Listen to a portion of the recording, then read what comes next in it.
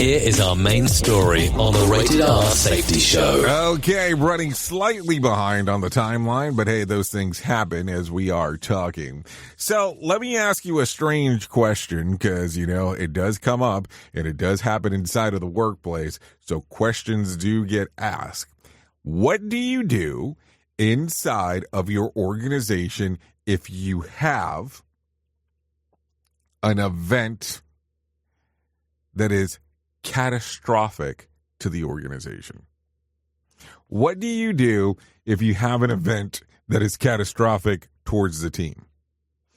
And I ask these questions because where sometimes we fail at is actually having a good setup for what needs to be done when things hit the wall. And I'm being serious here as I'm having this convo, because here's what happens sometimes. We're not prepared for when the worst thing can happen.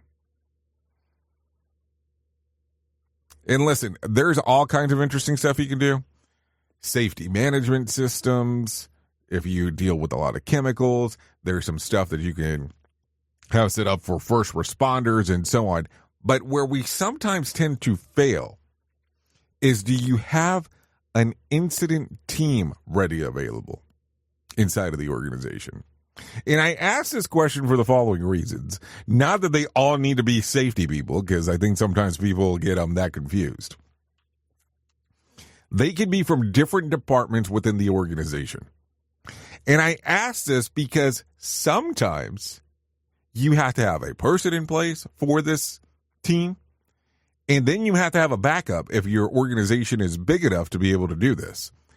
Because if you have a catastrophic event that occurs, you, depending on what the event is, cleanup teams that are able to get in contact with emergency services, teams that are able to bring in like an emergency HR team for mental health issues. Because I'll put it to you this way. Hopefully, you've never had a serious event occur inside of your organization. But if you have, sometimes when those serious events occur, other people see them happen in real time. And it does not go over well. Period. And not that it should ever go over well. But it's tough to think about in how you would prepare for something along those lines. And listen, setting this shit up post-event is not fun, because if you have these organizations or these team members where you can call and have this emergency team come in, this incident team, quote unquote, come in, it helps out significantly opposed to having to vet the people or even get a service provider that can do some of this stuff post-event, because you don't know how long the setup's going to take. Listen, I've had events occur inside of my workplaces that have not been pretty.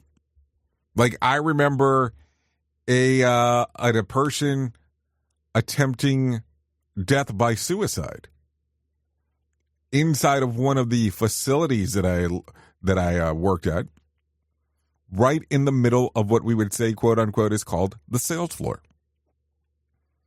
So we had to close down the store. We had to get an emergency team inside of there in regards to the stuff that needed to be done. And it was, at that time, I didn't really understand structuring on how that worked. But man, there was a team that was ready to be able to interact with the incident. So the question that I asked to you, do you have that team set up? And if you don't, when will you have time to set one up? Because it's going to be important.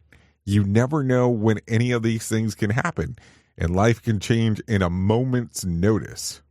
Oops! What did he just say? We at Safety FM don't always agree with the viewpoints of our hosts and guests. Now back to real safety talk on Safety FM.